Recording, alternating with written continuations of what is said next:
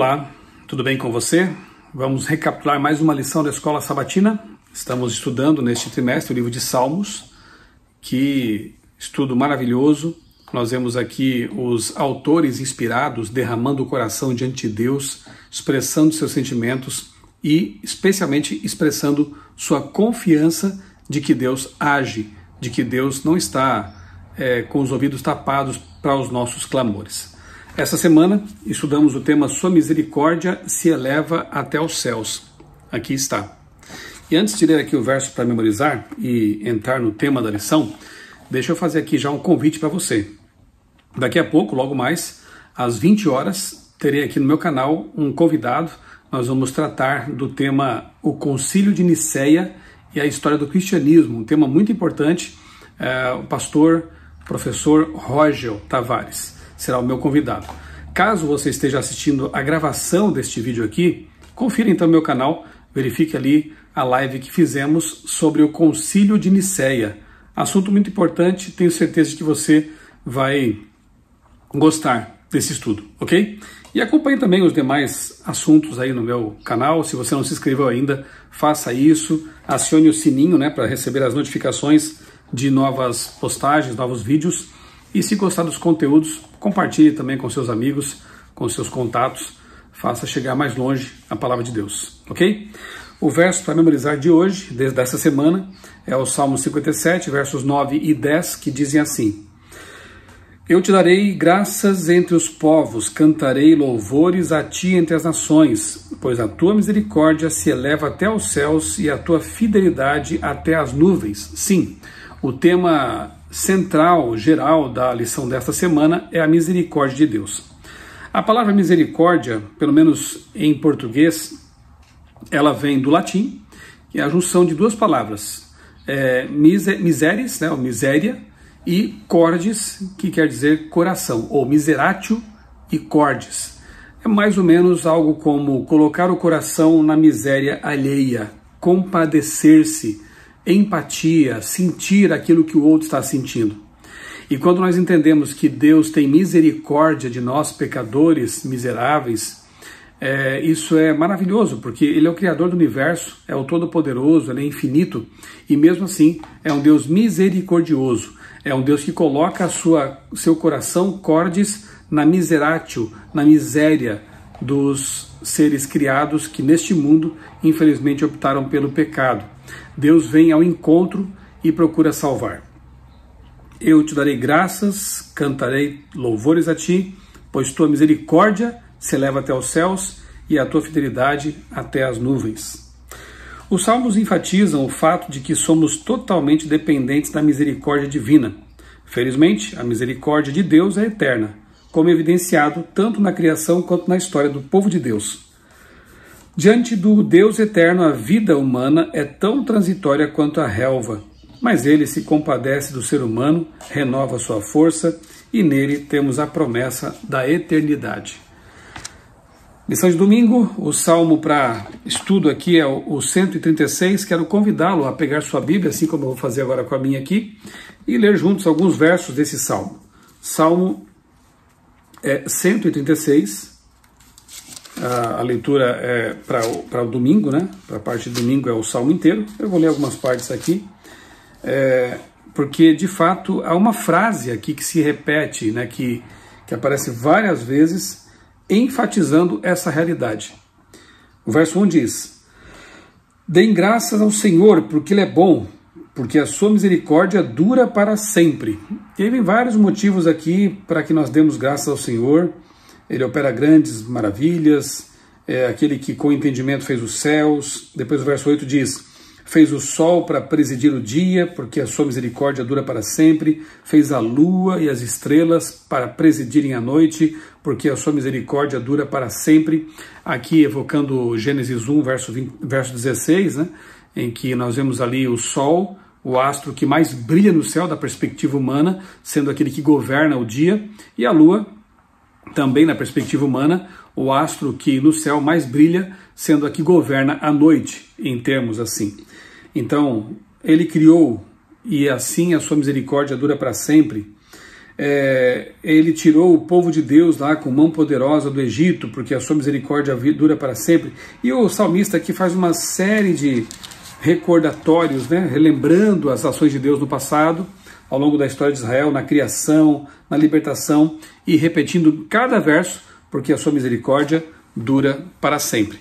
Essa é a frase que se repete nesse salmo aqui, a exaustão, digamos assim, né?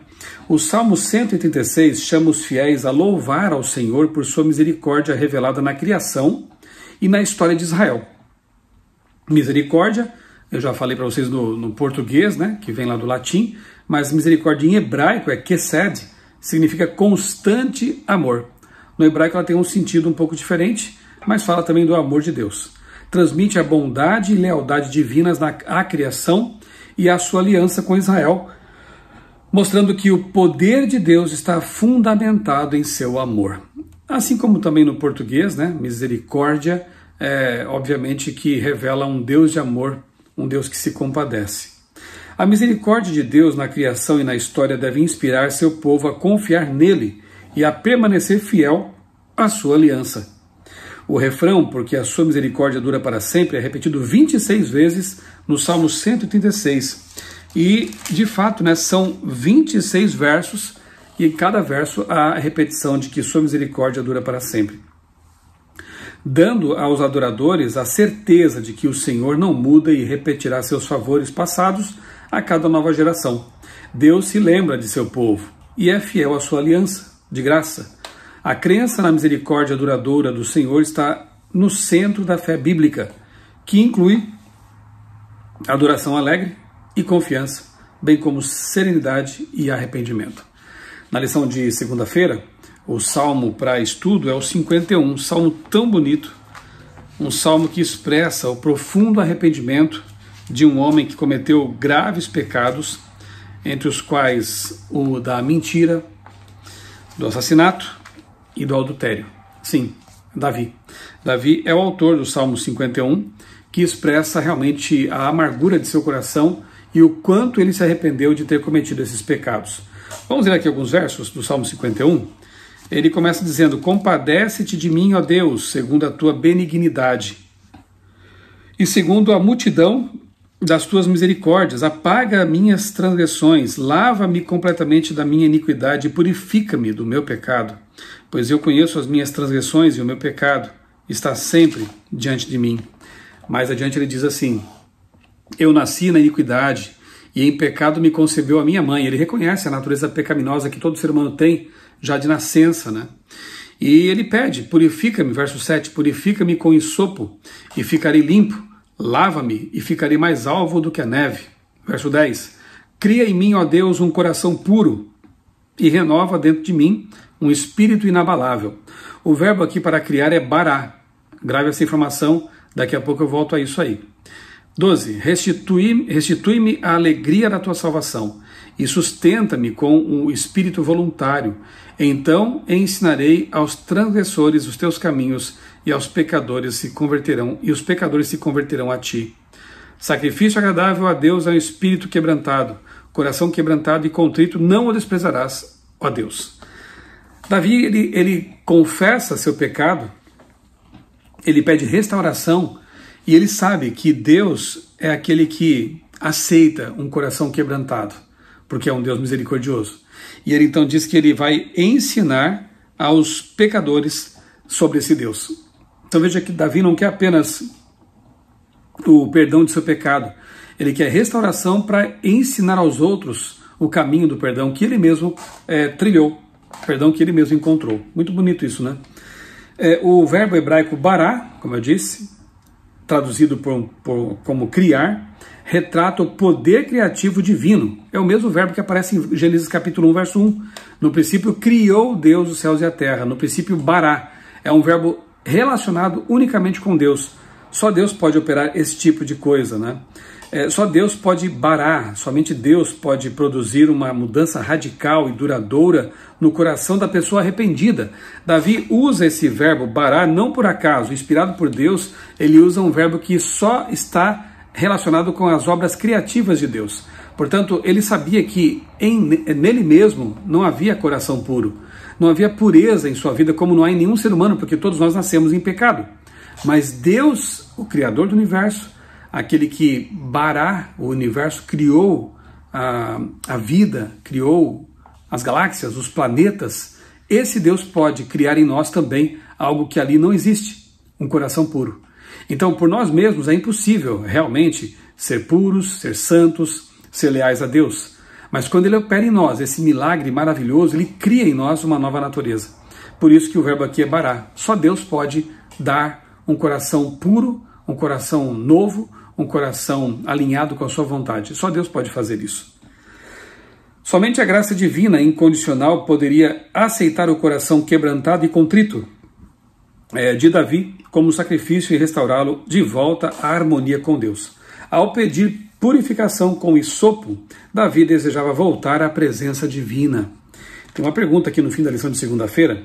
Se Deus perdoou Davi por adultério, engano e assassinato, há esperança para você, seja qual for a sua situação diante de Deus? Sim.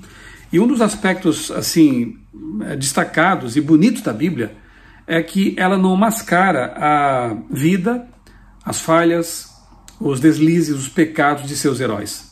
Davi, como rei e como um dos autores bíblicos, poderia muito bem ter mascarado a sua história, ter omitido e mandado omitir qualquer menção ao seu adultério, ao seu pecado. Mas não é assim.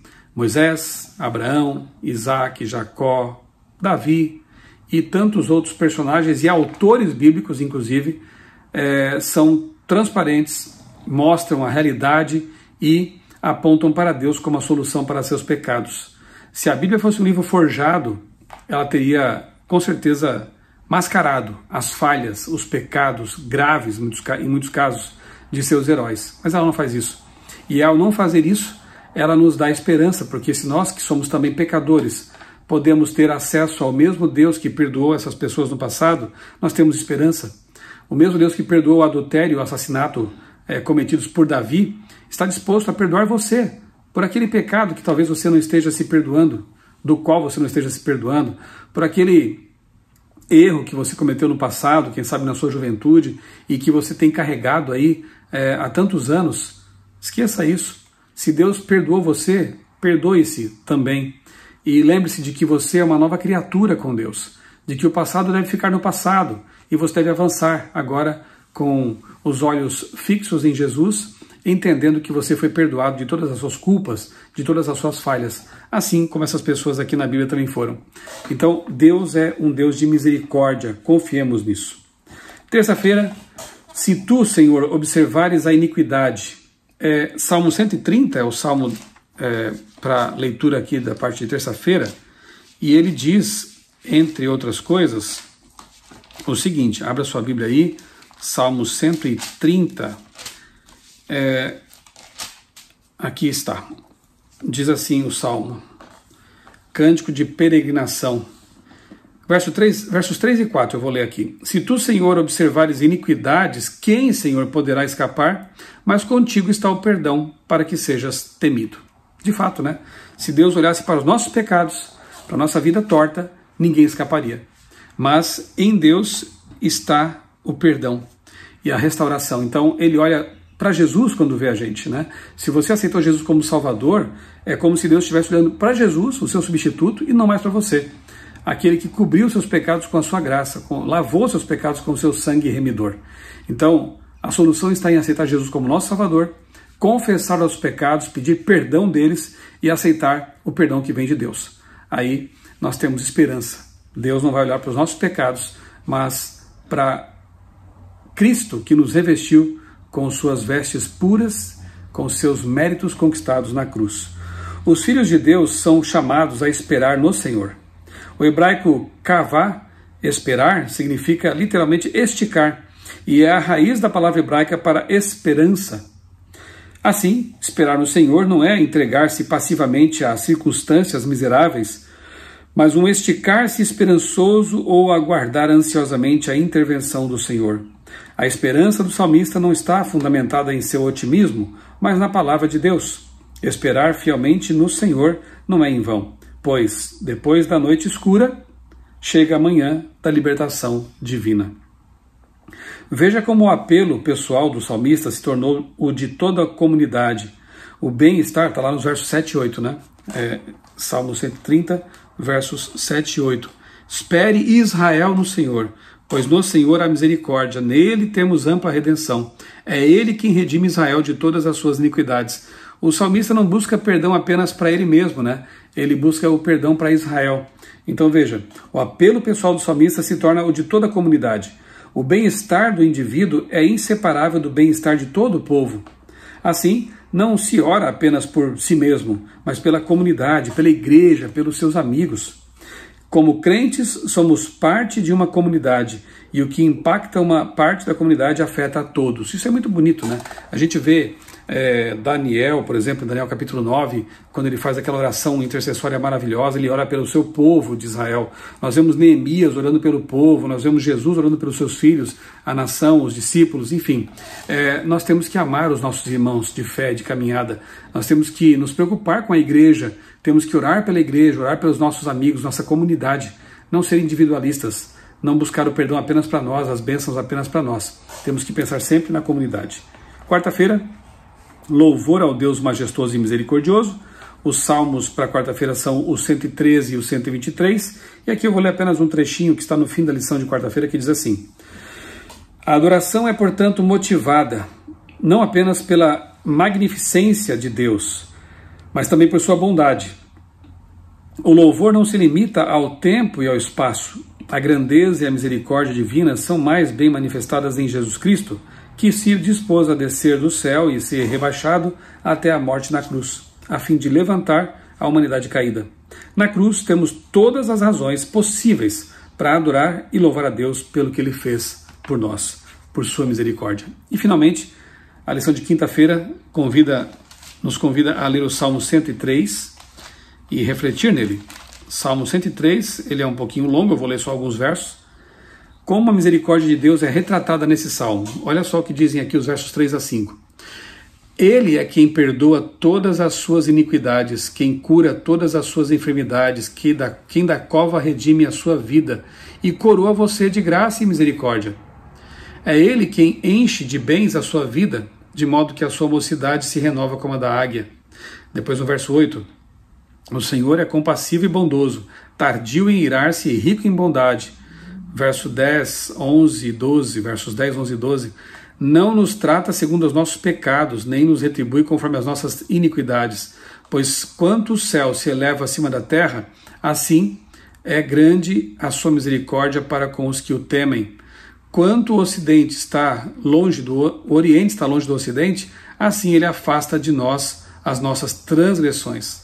13 e 14 agora.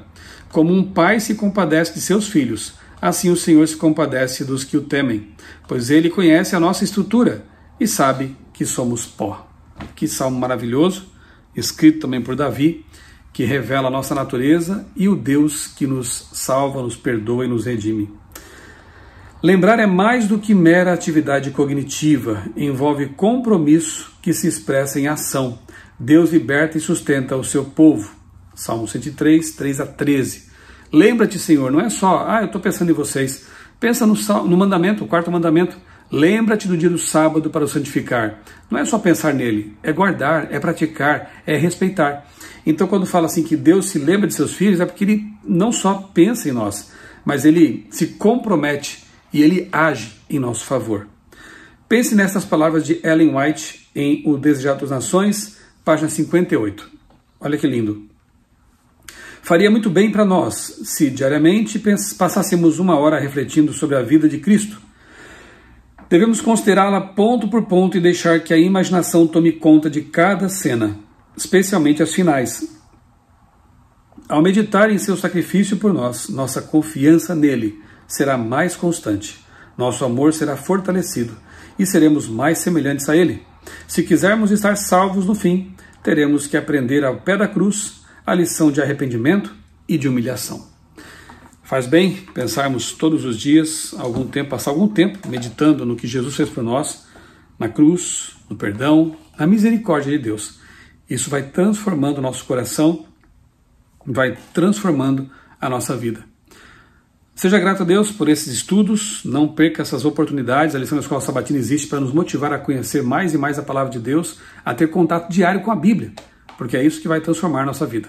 É isso que vai alimentar nossa mente e nosso coração e nos dar a esperança de perdão e de vida eterna. Vamos orar? Querido Deus, maravilhoso Pai, nosso Criador, muito obrigado, Senhor, por mais essa lição que nos fez lembrar de que Tu és um Deus de misericórdia, um Deus que coloca o coração em nossa miséria, em nosso sofrimento, um Deus que é longânimo e bondoso, que quer nos perdoar. Pai querido, ajuda-nos a aceitar o Teu perdão, a deixar no passado o que deve estar no passado e avançar, olhando para Ti, para Jesus, o autor e consumador da nossa fé. Nós oramos em nome dele, nosso Senhor e Salvador Jesus Cristo. Amém. Um abraço para você e que Deus abençoe grandemente a sua vida e também a sua família.